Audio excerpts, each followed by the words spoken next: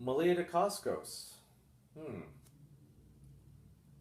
First female kata competitor to compete against the men because she had nobody else to compete against. That's pretty impressive. Wife, mother, and also a fighting champion as well. Wow. Mikie Rowe, Northern California fighting champion, also a wife and a mother, and the first arbitrator, the first female arbitrator, wow, to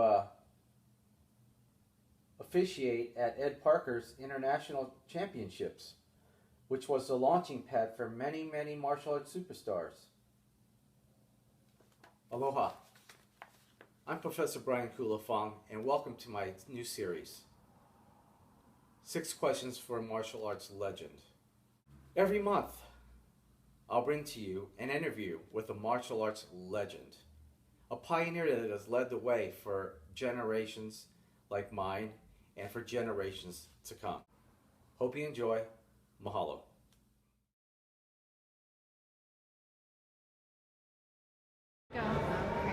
So Malia, what year did you start martial arts and with whom?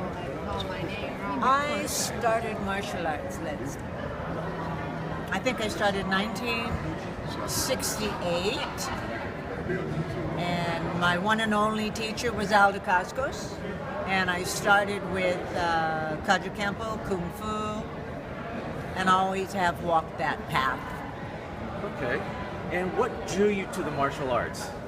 Actually, it was a birthday gift. I really didn't know what it was all about, martial arts. It was a birthday gift for a young lady who loved to fight, and my family wanted me to learn how to fight properly. And so it was a birthday gift, and I shopped around, found the school that I wanted, signed up, and the rest was history. And what's your style? My style is Kung Fu. It always has been Kung Fu. For me, I think Kung Fu, for my body type, was perfect. I love the fluidity, I love the strength, I love the jumping, I love the beauty, that it really looked like I was dancing when in fact you were really doing something that was really pretty spectacular with technique. Great. And did you have an idol when you were competitive in the martial arts, or when you were first starting out in the martial arts? An idol, that would be pretty hard because I'm kind of noted as the pioneer of martial arts. So there was really no one that I could look up to and think, wow, except for the men. I would watch the men compete, and I thought, hey, I can do what they're doing, and I'm going to show that I can do it equally as well. So the men were my idol, to show that women could do the same thing. Great, great. And who gave you your first black belt, and who gave you your last black belt, or your ranking? Well, of course, that would be Aldo Cascos. He gave me my first black belt and my second black belt. And only he knows what that means. And what has been your biggest aha moment? Oh, the biggest that always, well, of course, right now we're at the internationals, and this brings back great memories for me because probably one of my most memorable wins was here at this tournament, and it was against Lily Equates. And I remember it so vividly because I was the underdog. This is her territory. I'm Northern California girl, she's Southern California girl. And we were to meet up on that big, magnificent stage. And I was walking up, and her entourage of people, they suggested I don't even bother to go up because you're not going to win. And I'll never forget that. And I just looked, okay. So I went up there, and to win. And so as I walked down the stage, I remember showing them my trophy. It said first place. That was a memorable moment. That's great. But there were so many of them. I mean, being the first woman on Black Belt magazine, that was a dream when I was a white belt. And I remember telling my classmates when I was a white belt that one day I was going to be on the cover of that man's magazine. And I was so honored when they came to me with the magazine and asked me to sign it. it's because I did reach that goal. That's great. That's amazing. In closing, finish this sentence. I remember when. I remember when. I remember when I started the art, and I had only been in the art 6 weeks, and all my teachers shoved me into my first tournament and said, fight, when I had never in fact fought in my life, except for the little play you can do in 6 weeks. But I was a natural athlete, and he saw that from within me, and I was strong. And I remember the fear. I remember realizing that a white belt during my era had to fight black belts.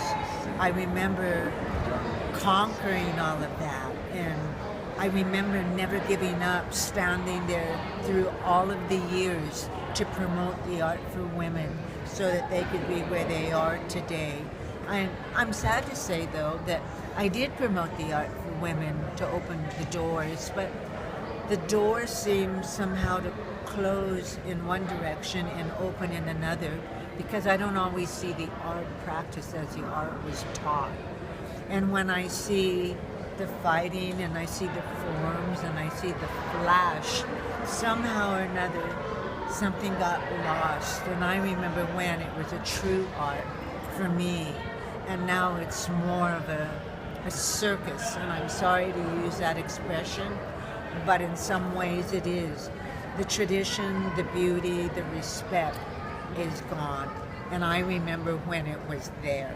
So that's what I remember. Great. Well, I just wanted to say mahalo nui loa for your time. Thank you. And it's such a great pleasure to see you here at the 50th. I know, isn't it wonderful to see of all Art of you Parkers guys? It's an Internationals. honor to see Yes. everybody. Thank you. Thank you.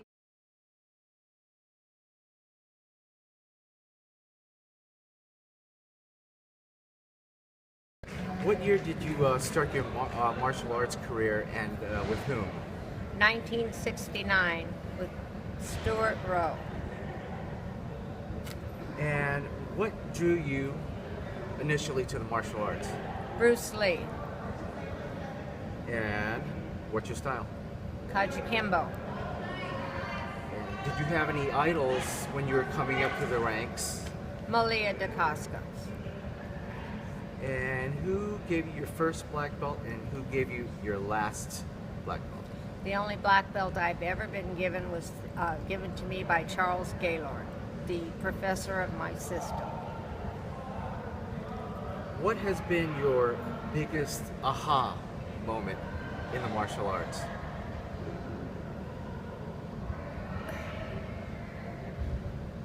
When I won black belt team, ladies team at the Internationals in 1978.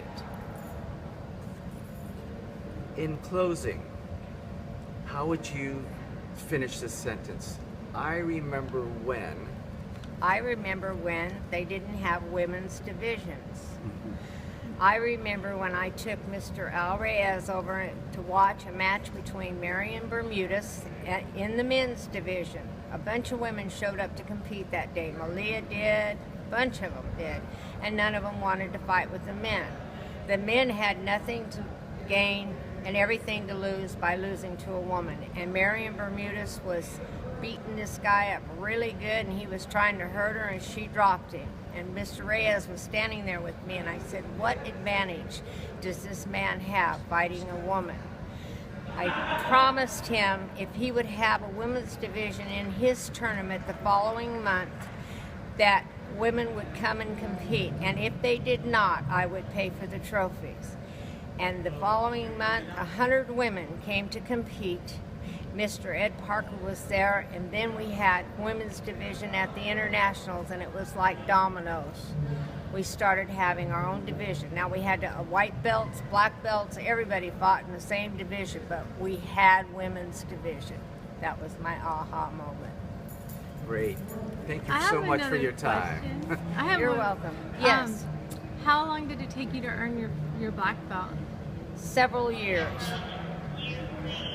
I was a yellow belt for a long time and told I would never get my black belt, so I trained at other schools in the Kajukenbo system so I could learn the stuff to take the belt tests.